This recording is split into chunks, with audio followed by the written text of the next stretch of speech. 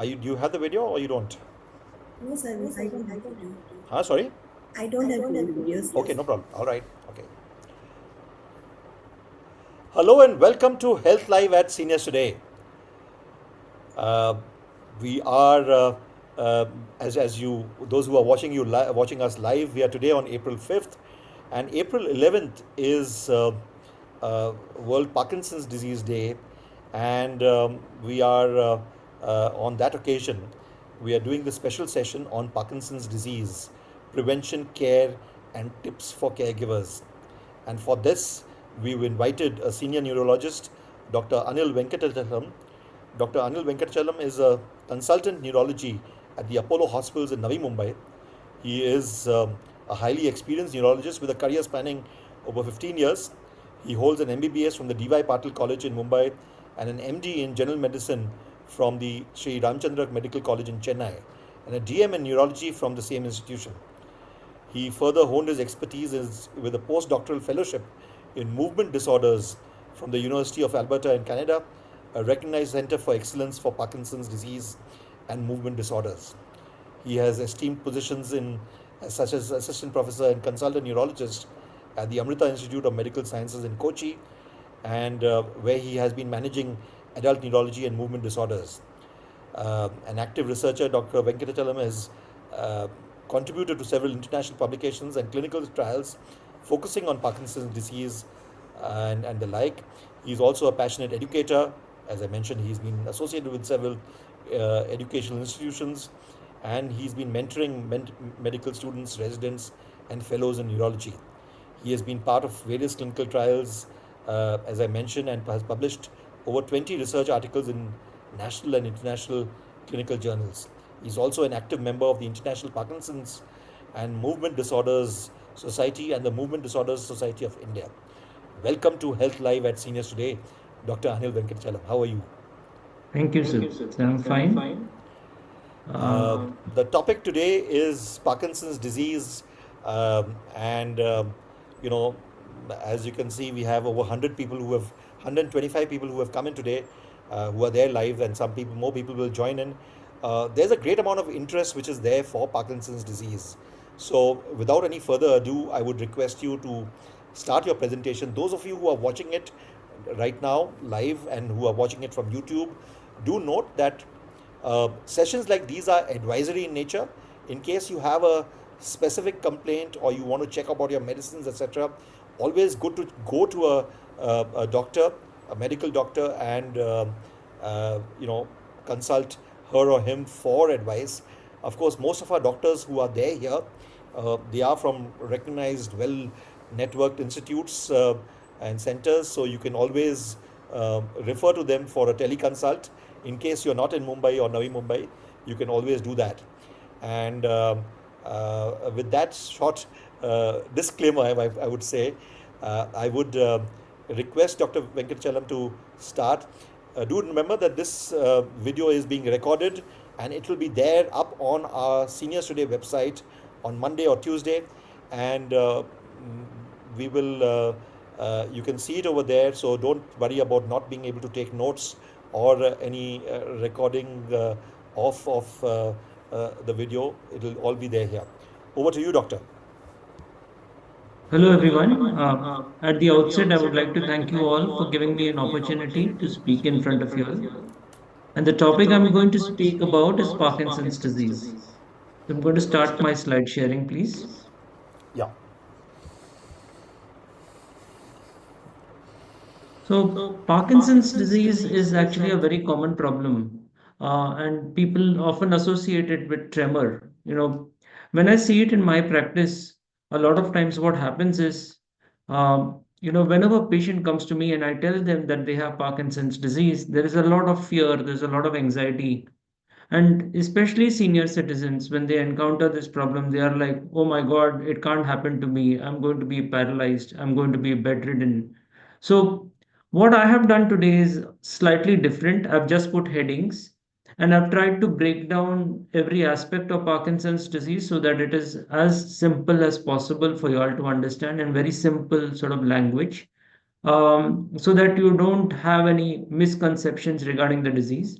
Also, I've tried to simplify it without any medical terminology as easy as possible for you all. And at the end of all this, if there are any questions from the audience, I'll be glad to share it also. So, when you look at it, what is Parkinson's disease? So, Parkinson's disease is a progressive neurodegenerative disorder. That means there is a part of the brain which starts shrinking, there is a part of the brain which undergoes a degeneration. Traditionally, it's called as a disease of the elderly. More than 1% of the population of the world is affected, and the incidence actually increases with age. So as the age increases, over the age of 60, the incidence of Parkinson's disease keeps on increasing. It increases by 1% every year. Over the age of 80, the incidence significantly increases. Again, over the age of 85, the incidence increases significantly. So over the age of 80, there's a 20% chance of people getting Parkinson's disease. Over the age of 85, it's almost around 40%. So as your age increases, the chance of somebody getting Parkinson's disease increases. But we also need to realize that a small subsection of the population, in a small subsection of the population, Parkinson's disease can also present in the younger age group. So younger people are also getting affected. So it's not just a disease of the elderly, it's also a disease of, like young people also. I mean, they are also actually getting this disease. Another thing we need to realize is we always keep speaking about this. India is a young population, India is a young population. And we need to realize this one thing, that this young population is going to get old at some point of time.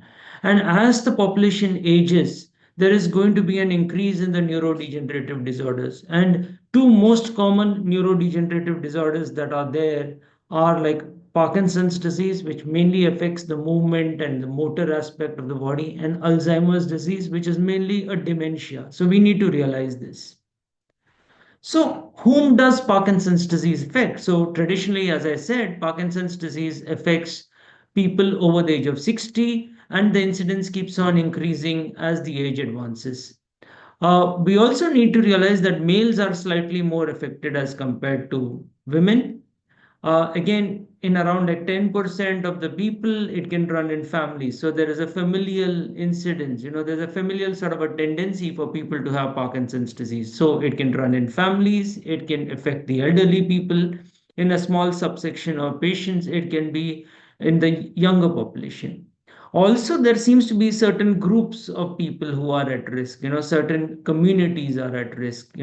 World over, there are certain communities at risk. Traditionally, we can see I mean, it's very commonly seen in the Caucasian population. Even in India, we don't have, a lot of genome-wise studies. There's one major study which is available, but still there are pockets and communities where it is very common. So, what exactly happens in Parkinson's disease? So, we need to realize that in the brain, there is a major neurochemical, and this neurochemical is called as like dopamine. So, dopamine is the fuel for the brain. There is a small structure in the brain called as the basal ganglia, and this basal ganglia helps in the movement. So, for example, if I have to walk, the basal ganglia actually gives the command for me to walk. There is also generation of dopamine inside the brain, and this dopamine is the chemical which actually helps in the processes that help in the motor movement. So, we need to realize that we need to have the neurochemical, and this neurochemical is very important. So, in Parkinson's disease, there is degeneration of the basal ganglia, actually, the substantia nigra region of the basal ganglia. And because the substantia nigra degenerates, the production of dopamine comes down.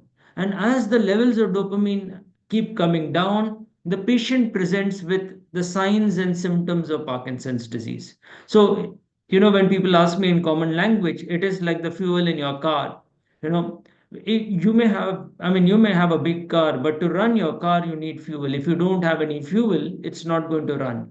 The same thing for the brain. If there is no dopamine, the brain's not going to work properly. You're not going to have any movement. And that is where, that is where because of the depletion of like dopamine, you have the symptoms and signs of Parkinson's disease. So when we look at the symptoms of Parkinson's disease, we have the motor symptoms of Parkinson's disease, and these actually these actually are tremor, rigidity, akinesia, and loss of postural reflexes, also called as trap symptoms. So the patient may present with some amount of tremor. Traditionally, it's a resting tremor. Patient may have slowness of movement. Patient may have stiffness, reduce in arm swing. Patient may have a loss of voice. Patient may have like mask like facies. So these are the traditional motor symptoms of Parkinson's disease. So if you want to remember the mnemonic, remember the mnemonic trap: tremor, rigidity, akinesia or slowness of movement, and P is loss of postural reflexes. So a lot of patients who have Parkinson's disease may present with recurrent falls. So this may be one of the signs of Parkinson's disease. Apart from this, we also need to realize that patients may also present with the non-motor symptoms of Parkinson's disease. Some patients have constipation, severe constipation. Some patients have bloating sensation in the abdomen. They may have unexplained aches and pains. So they may have shoulder pain, back pain, body pain. Apart from that, patients may present with urinary symptoms. Patients may have nocturia or urinary incontinence. This is one of the symptoms. Some patients may present with neuropsychiatric symptoms like depression. They may have a loss of mood. They may have apathy. All these are the non-motor symptoms of Parkinson's disease. Sorry, doctor, can I just interrupt? Your screen has become a little large. Your um the screen share that you're saying you're doing Yeah. has Just suddenly one become a second. little large. Is it moving? It is moving. No, that is moving. It's just that the screen has become a little large in size, and No. we can't see the entire screen. Yeah. Like Just I one can minute. I'll just stop the share and yeah, restart. please, if you can do that. Yes, great. These things happen. Don't not to worry. Yeah. Sure. Is it okay now? It's no, it is still not all right. Just But anyway, I think we can see the main thing. It's not all right. It's yeah, it's okay. It's okay now. It's okay. Yeah, it's all right, doctor. No worries. Please It's continue. okay. Yeah. If there's a problem, I'll have to call the IT team. That's why. No, it's okay. I think somewhere your screen, which if you're using PowerPoint, Yeah. has Give me a minute. Please give me a minute. I'm sorry for this. no. You must have pressed the wrong button. I unfortunately our producer is also not here. He would have guided you. Just just one minute, please. When you open PowerPoint, Yeah. there are these buttons on view show that you Yeah. may just need to adjust a bit. Yeah. I'm on phone call. Yeah. No worries, doctor. You can go ahead because anyway, Just one what minute. in the recording, what we'll do is we'll get your presentation and play that. No worries. Yeah.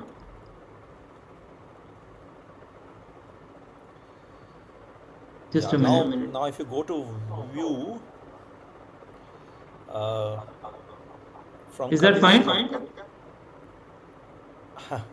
it's the same problem. But The no worries. same? Just make it on the center, and it'll be Okay. okay. Just a minute. Sorry. Had this.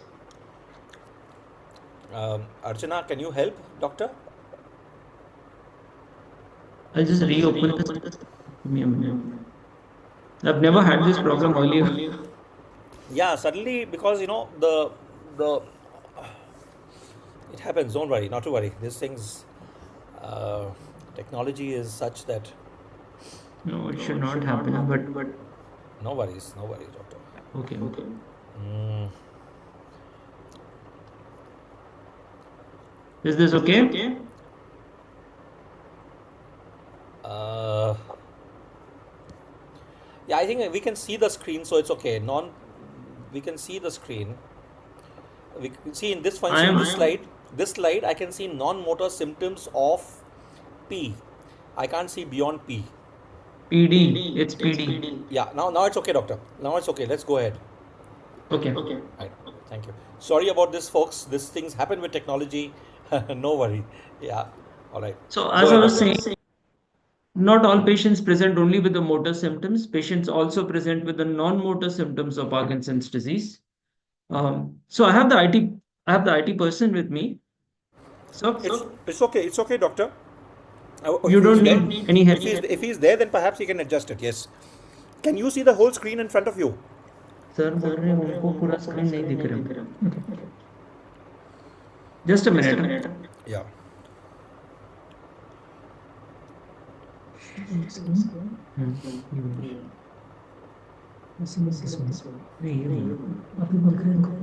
Now You can are you being. see full screen? नहीं, हमको देखिए सिर्फ non motor symptoms दिखाई दे रहा है, और कुछ नहीं दिखाई दे रहा.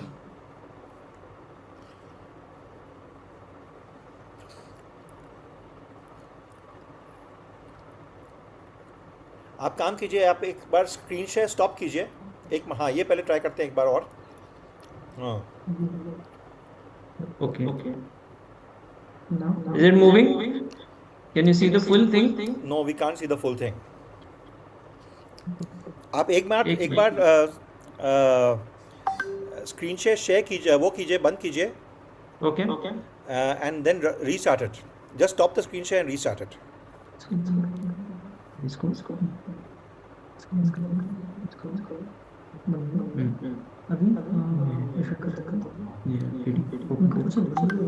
Is it closed? Yeah, it's closed now. You can restart it.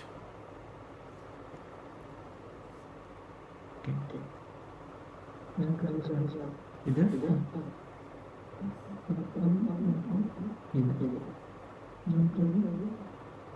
Okay.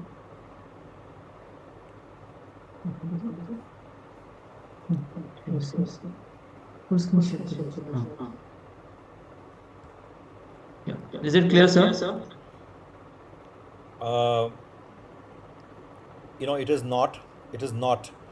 But I suggest we go Because ahead with on what my we screen have. it's fine. It's a HD screen, so I think. No, it was all right earlier. Hmm. But anyway, go ahead. Go ahead, doctor. Go ahead, doctor. Okay, fine.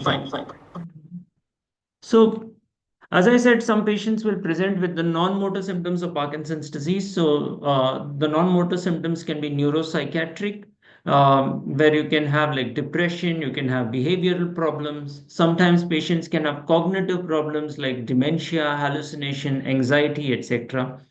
Apart from that, some patients present with autonomic problems. They could have problems with respect to their urination, severe constipation. Constipation is one of the premotor symptoms of Parkinson's disease. It predates Parkinson's disease and it can persist throughout the disease for many patients. It's actually a very troublesome symptom. A lot of patients have unexplained aches and pains. They have shoulder pain, they have back pain. So, a lot of times these patients are misdiagnosed. They may go to a urologist, they may go to an orthopedician, they may go to a family physician, but they don't actually come to a neurologist for treatment. In fact, when you ask them why are you slow, they say we are slow because of aging. So we need to understand that Parkinson's is not just tremor. There are other symptoms associated with Parkinson's disease. There are other motor symptoms associated with Parkinson's disease. And there are also non motor symptoms which are associated with Parkinson's disease, which need to be identified. So, what causes Parkinson's disease? The exact cause of Parkinson's disease is not really identified, but there are, there are certain factors which are postulated to cause Parkinson's disease. First of all, you need to have a genetic predisposition for Parkinson's disease. So, genes do play a role. So, if the genes are loading the gun, lifestyle pulls the trigger. So, there's exposure to environmental agents which can cause Parkinson's disease, exposure to drugs. There are certain drugs like the dopamine blockers, there are certain drugs like levosulpiride which are used for gastritis. These can all trigger Parkinsonism in patients. Psychiatric medications can sometimes trigger Parkinsonism like features, so that's another thing. Apart from that, environmental factors like metals, toxins, pollutants, infectious agents, all these can be a trigger for the development of Parkinson's disease. That's one thing. In Parkinson's disease, what happens is there is an accumulation of abnormal protein inside the brain. There is an accumulation of alpha synuclein and Levy bodies. And these two basically disrupt the functioning of the cell and they cause cell death, as a result of which you get the symptoms of Parkinson's disease. So basically, what happens is these cells undergo an early degeneration, early death, early atrophy, and the brain doesn't work properly, as a result of which there is a reduced production of dopamine inside the brain, and it leads to the symptoms of Parkinson's disease.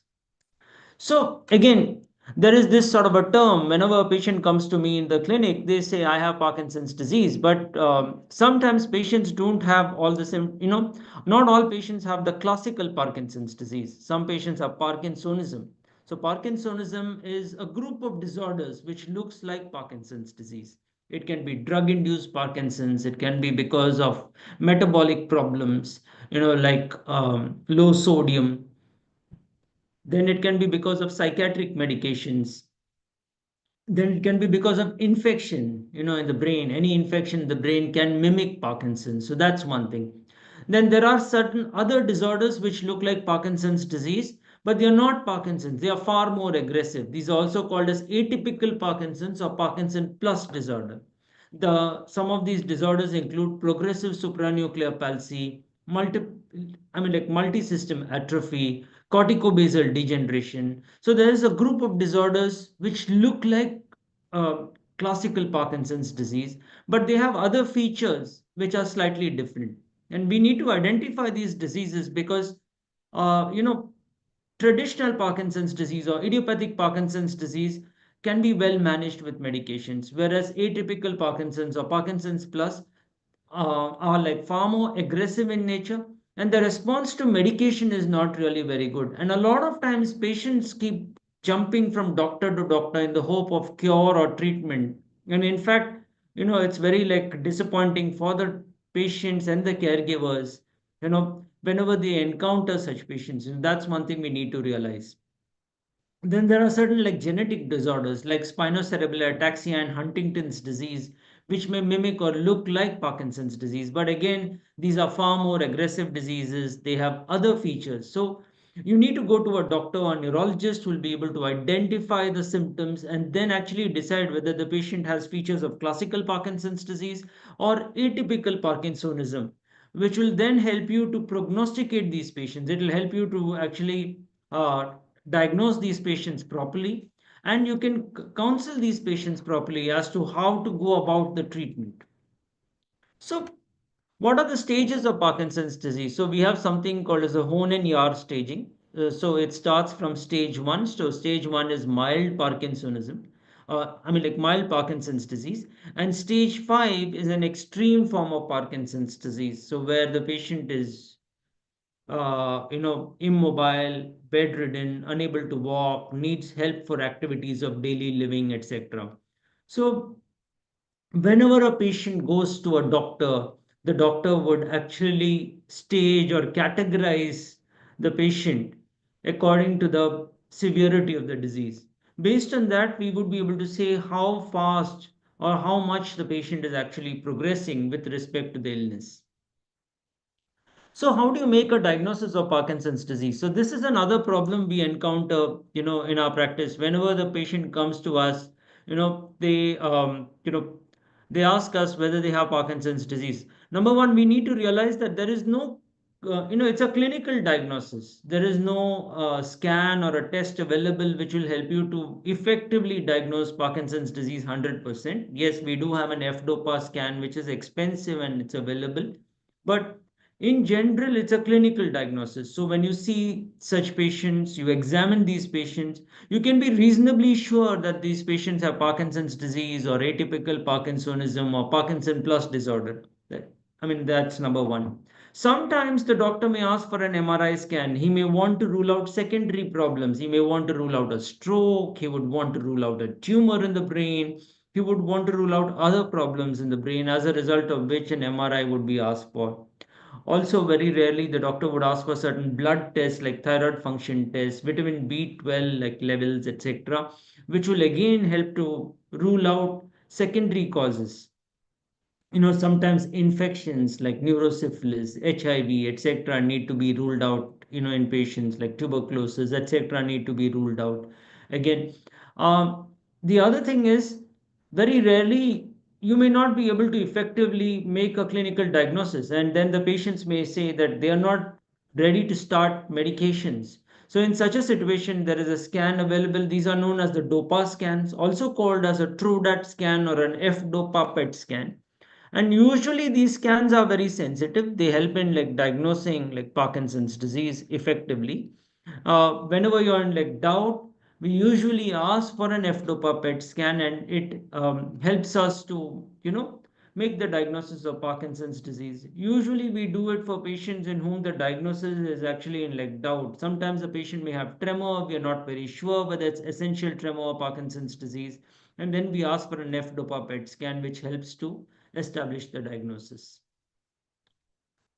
So this again, I would like to say this to our, to all our people out here, that Parkinson's disease has good treatment options. Again, that's where I started with the overview when I said that whenever a patient hears a diagnosis of Parkinson's disease, they are very scared, and they are not, I mean, like most patients have a lot of misconceptions regarding the treatment options, especially with respect to the medicines.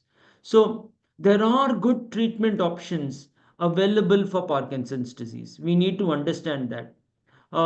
Usually, when the patient is evaluated by a neurologist, the neurologist would start these patients on certain medications. Most of these medications are dopaminergic medications. They can be either dopa agonists or plain levodopa carbidopa, what we call as like dopamine drugs.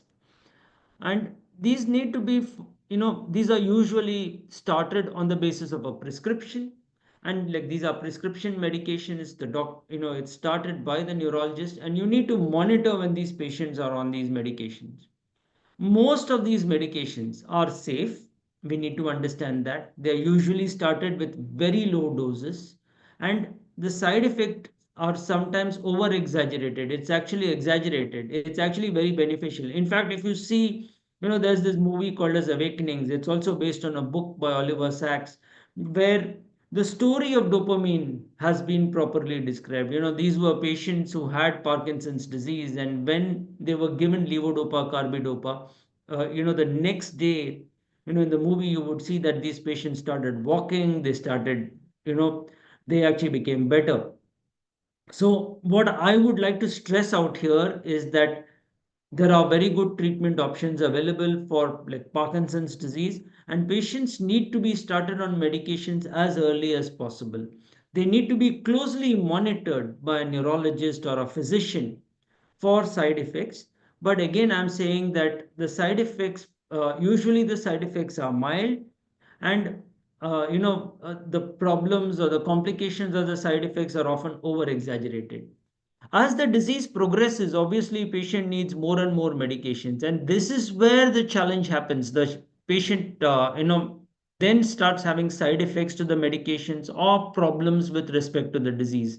So patients may present with on off phenomena. So they may be on when they are on the medications, they may be off when they don't have a medication. So if you see the patient without medication, the patient would be stiff and frozen, unable to walk.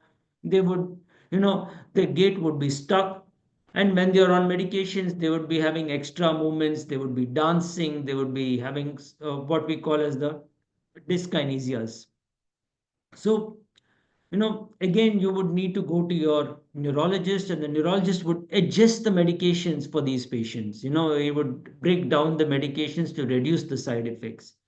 If medications are ineffective or they are not working well in advanced Parkinson's disease, or patient has complications to medications, then there are good surgical options available. One of the surgical option available is deep brain stimulation surgery, also called as DBS, where two microelectrodes are implanted. It is like a pacemaker for like patients with Parkinson's disease. So you actually put like a chip or a microelectrode in the brain. It's connected to a pacemaker.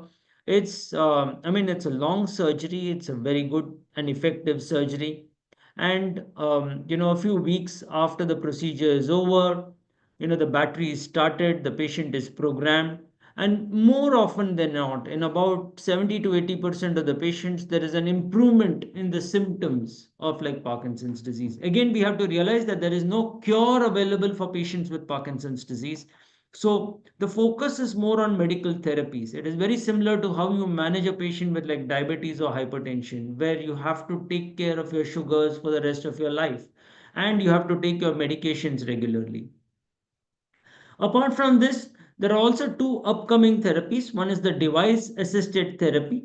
So you have a small sort of a device which continuously gives the medication inside the body and that produces the dopamine inside the brain. One of the device is apomorphine and the other device is something called as produodopa. Again, these are subcutaneous infusions, very similar to a small Walkman we used to have, and it used to be like connected to the stomach through a small needle. It's basically on the skin, you put a small sort of a needle, very similar to how you give insulin, and you start the machine, and on a continuous basis, the medication is given. You don't have to keep on taking pills all throughout the day. And in general, it improves the symptoms of Parkinson's. Another upcoming therapy is MR guided focused ultrasound. So you don't have to make a hole in the skull and insert an electrode. You just have to go under a machine. It gives focused ultrasound, which is like laser guided inside the brain, and it actually causes a lesioning inside the brain. Again, it's an upcoming therapy. Very few centers in India are there which have this. Um, but still the research is still ongoing for this kind of therapy. If you look at the established therapy, deep brain stimulation is an established therapy for Parkinson's disease. Like medical management is an established therapy for Parkinson's disease. Similarly, the device-assisted therapies or the infusional therapies are established therapies for Parkinson's disease. So this is another aspect which a lot of patients ask us about, the non-pharmacological aspect. So we need to realize that apart from the medications, there are also non-pharmacological methods which are complementary. So you have to continue your medical management, but these are complementary for the treatment of Parkinson's disease. So these include exercises, physiotherapy, Pilates, yoga, like Tai Chi, dancing, etc. And these also are effective in patients. So we need to realize that a lot of it is complementary to your medications, and you need to do it on a regular basis in order to establish an improvement in these patients. Apart from that, a lot of patients ask us about the role of herbal preparations, Ayurvedic preparations, and homeopathic preparations, etc. So we need to realize that most of these herbal preparations, Ayurvedic preparations, and homeopathic preparations also do the same job. They also contain like dopamine, they also increase the levels of dopamine inside the brain. So, I mean, I'm not an expert to speak with respect to the alternative therapies, but in general, what I would like to say is, with respect to the Western like medicine, the medical management for Parkinson's disease is very well established, and most patients have a good quality of life when they are on these medications.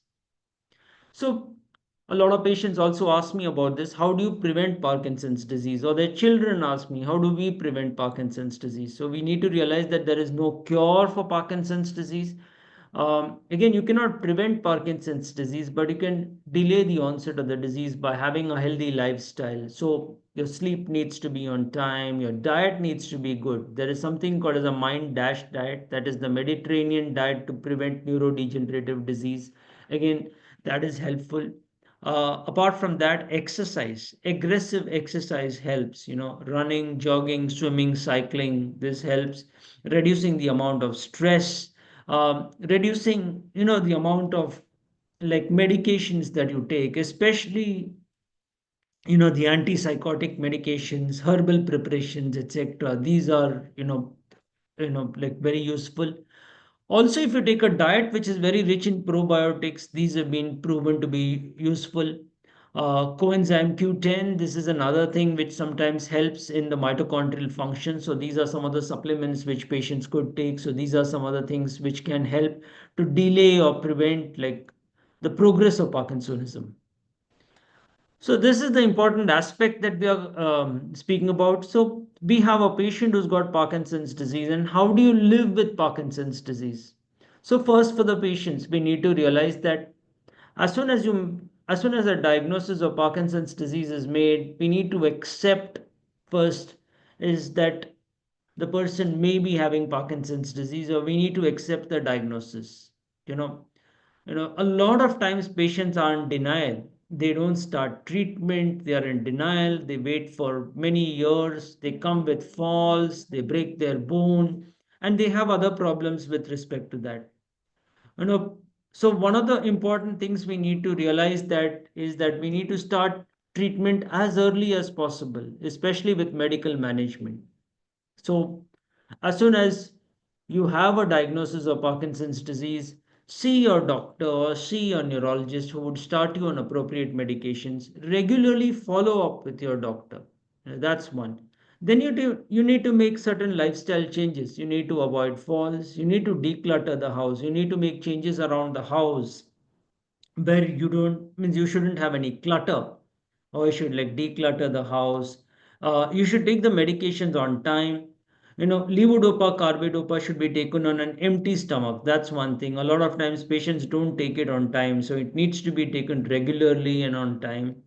Exercise is very important for patients who have Parkinson's disease. So both, you need to do some form of cardio aerobic exercise and strength training. Both are important.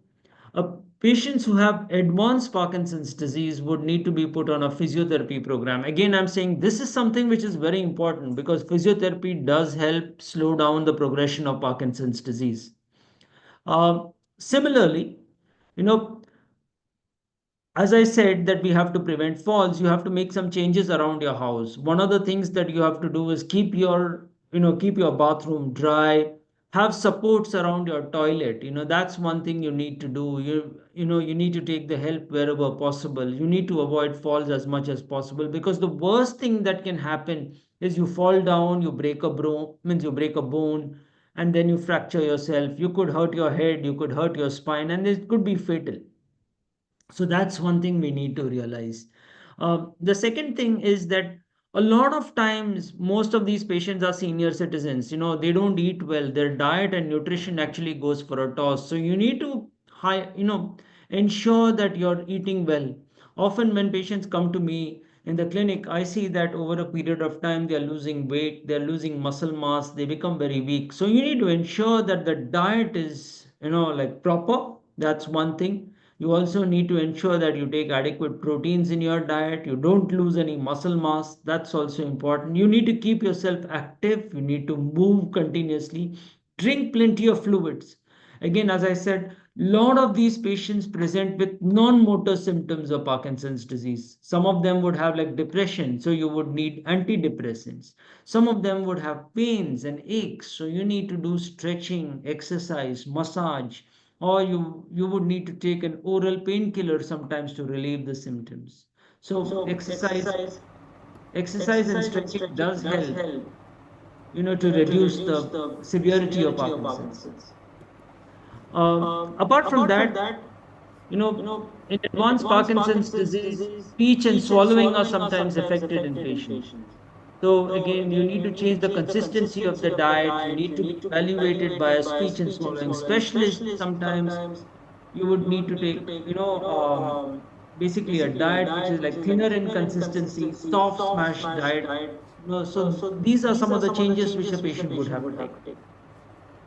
A lot of patients who are elderly, they also have sleep problems. Now, sleep problems are a big problem. They are a big challenge. So sleep hygiene is important.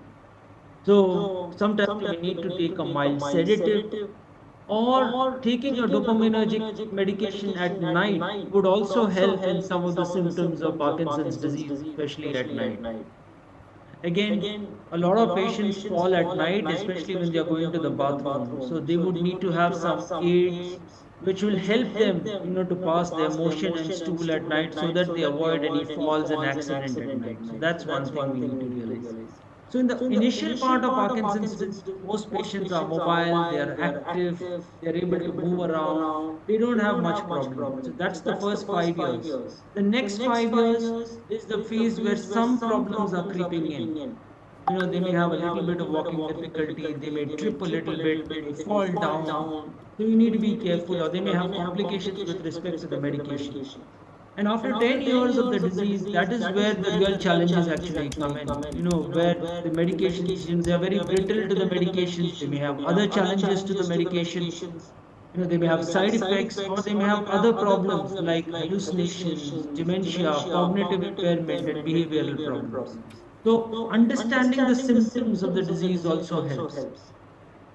So, for the caregivers, one thing I would say, the worst thing that a patient with Parkinson's disease that you could actually do is neglect. These patients need to be monitored at all points of time.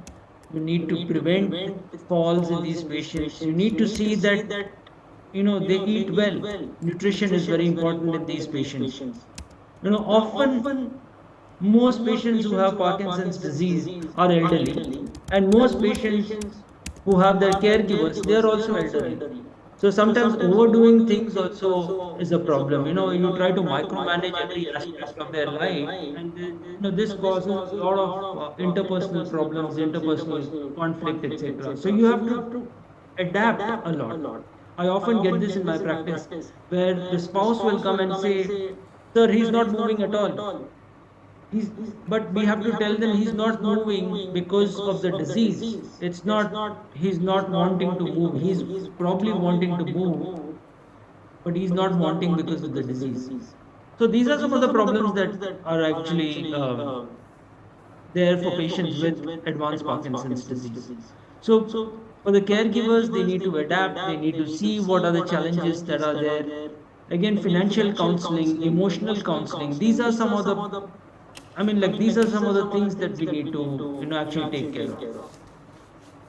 So we are in the last part of the talk, sir, another like 5 minutes, if it's okay, like Yeah, Mr. okay. Pradyuman. Yeah, we are at So, 5:40, so yeah, we'll just extend it to a little bit today. No worries. yeah. No worries, sir. Doctor, go ahead, So, please. when we look at the outlook and outcomes, you know, the outlook and outcomes for Parkinson's disease overall is reasonable. It's good. Most of these patients have a good quality of life. We need to understand that. Again, we also need to understand that most of these patients have a very good lifespan. It's not that their lifespan is going to be significantly shortened. They may have some amount of morbidity or they may have some other associated problems, but they have a reasonably good lifespan. So it's not something where the disease is actually shortening your lifespan significantly. Yes, I agree with Parkinson's plus disease, there is a significant shortening of your lifespan, but with respect to traditional Parkinson's or classical Parkinson's, the outlook is usually good. So, in summary, I would like to say that Parkinson's is a recognizable medical condition. It is a treatable medical condition. Again, you need to go to your doctor who needs to identify and he needs to tailor the therapy. There are very good treatment options available for the treatment of Parkinson's disease, and the most of these patients, if they are treated well, would have a good quality of life. We need to understand that, and most patients are able to enjoy a good quality of life with proper like medical care and treatment. With this, I would like to thank you all for giving me an opportunity to speak on this illness. Again, it's not a very easy illness, so it's actually a very complicated sort of disease. I'm sorry for the technical problem that you all No, had it's in no, doctor. between. Absolutely fine. It's So the absolutely fine. flow Thank was you very much. slightly disrupted because of that. Yeah, But I yeah. hope I have, at least clarified some of the queries with respect to Parkinson's disease. Thank you, doctor. Thank you very much for a very detailed presentation. I'm going to run through a few of the questions that are there, and I'll try and avoid repeating some of the things that you've already made in the presentation. So there's a question from Mukta Garg, who's saying, Dr. Parkinson's disease old age में ही mostly होती है क्या ऐसा ही है? Is it an old age disease only? नहीं, ऐसा नहीं है. Parkinson's disease younger age group में भी होती है, बट ट्रेडिशनली पार्किंसंस डिजीज 60 के ऊपर शुरू होता है. It's majority of the patients are elderly. In patients who have genetic forms of Parkinson's or patients who have familial Parkinson's disease, the onset is prior to the like prior to 60 years. All right. Thank you. We have another question from Ranjana Kiran, who is asking, नींद टूटने के बाद डर सा लगने लगता है. She has fast feeling scared. उसका क्या कारण हो सकता है? सो इसके तो कई कारण होते हैं, नींद टूटने के बाद लाइक डर लगने का कई कारण होते हैं। You know if she is speaking with respect to Parkinson's disease, then one thing is it could be because of a reduction in the dopamine in the brain. But otherwise, in general, senior citizens को anxiety होती है, senior citizens को sleep disturbance होती है, बहुत लोग को depression हो सकती है। तो उसके लिए I would suggest that you go and see your doctor first, get yourself evaluated. A lot of patients have hormonal problems, they have endocrine problems like thyroid issues. So you need to first rule out medical causes, and then you need to also get a psychological evaluation. Right. Thank you, Doctor. Doctor, there's a question, and I'm sure there are others also who have similar questions. This is from Mr. Bharat Mehta, who's 68. He says, at this age, I start forgetting names, forget to take keys, spectacles, purse, etc. Um, you know, is this a common sign that he is talking about? And his specific questions is which medicine or exercise senior citizens should take to ensure control the day-to-day loss of memory. So I think what he's speaking about is mild cognitive impairment, and this is commonly seen in the elderly population. If it's left untreated, they can progress to have a dementia. So one thing which helps these patients is that we could do good exercise. So exercise is very important. Proper diet. Again, there's something called as a mind dash diet, which helps to prevent neurodegenerative disorders like Alzheimer's disease. And sleep hygiene. You need to sleep well. Sometimes small things like using brain games. There are brain games like luminosity, which helps elevate. There's another brain game which helps, so you need to use that. But in general, physical therapy, keeping yourself physically active. That is the one single advice which I would give the elderly. Sleep on time, eat well, and keep Right. yourself physically active. Right. Doctor, is it a good idea to exercise in the evening so that you feel a little tired in the evenings? Is it a good idea to, because normally people do exercises in the morning. Is it a good idea to have an exercise routine in the evenings to ensure this? See, everybody's body cycle is slightly different. Some people after exercise are energized so much that they are unable to sleep. And some people after exercise are fatigued that they sleep off immediately. So you need to find a time which is comfortable for your Right. body. You need to find a proper time where your body is warm enough, and you need to avoid injuries basically. So these are the three most important things. Right. Doctor, you did make a mention of the drugs that, that so the Shamila Ravi has a question about what are the drugs that induce Parkinson's, and, how can it be avoided? This is a question by Rashmi Verma. So this is a very good question.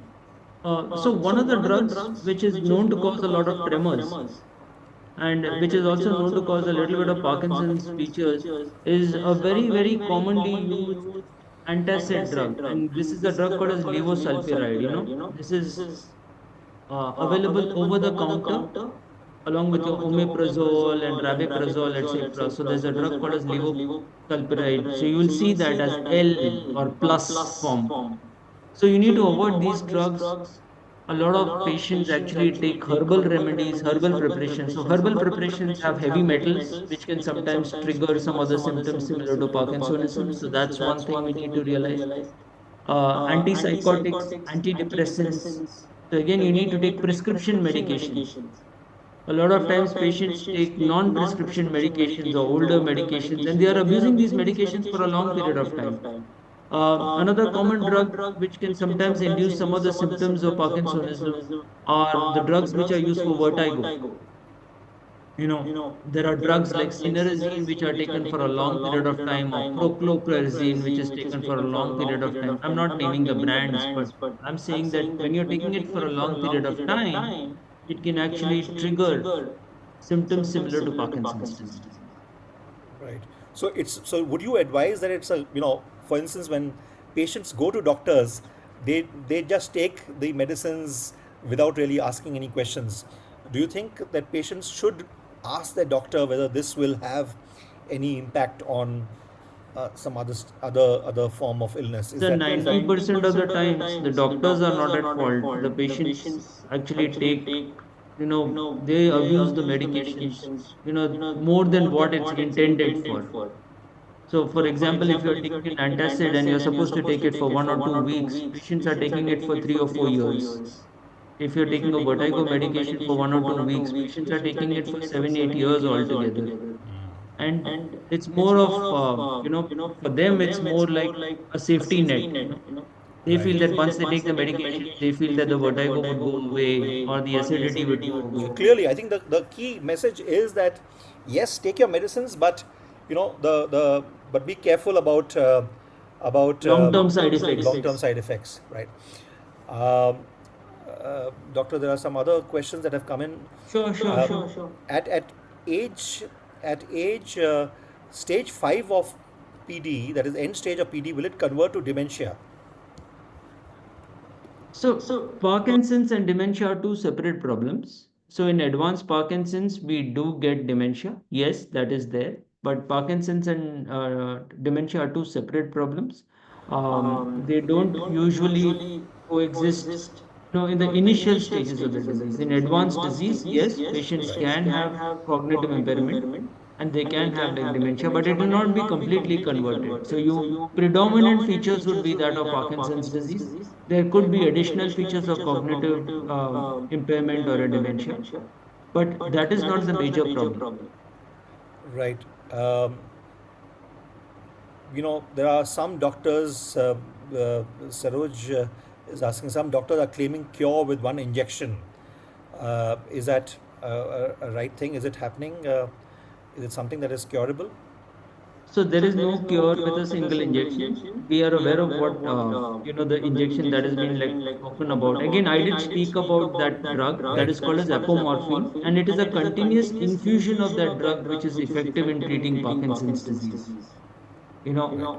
so there is no single injection which cures the disease. So apomorphine is a form of infusional therapy, which I spoke about, the device assisted Right. therapy. And you need to use it on a consistent long term basis to have some improvement in the symptoms of Parkinson's disease. But again, it is not the first line of therapy. The first line of therapy is medical management.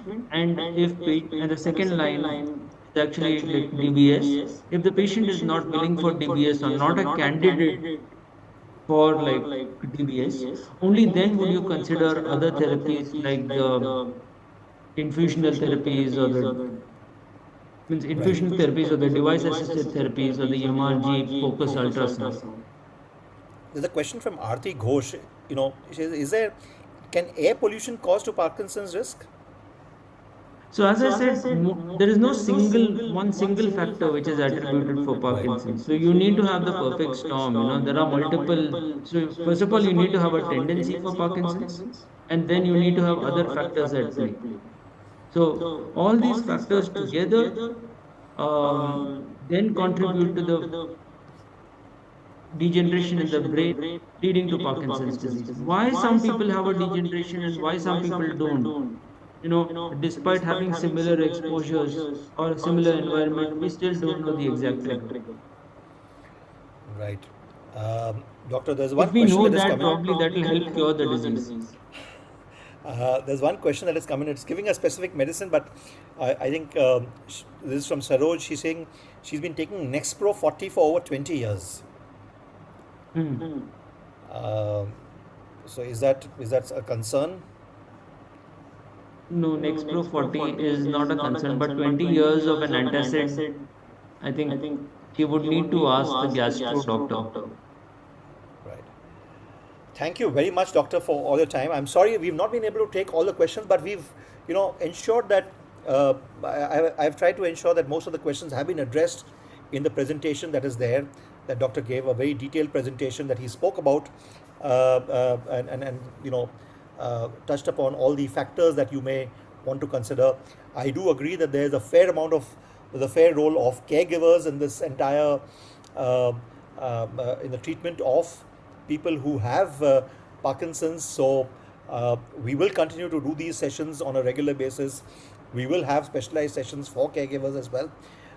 Thank you, Doctor, for your time, and thank you to your to the team at Apollo Hospitals for facilitating this. We will be back once again next Saturday at 5 p.m. with another session of Health Live at Seniors Today. Thank you once again, and see you next week. Thank you.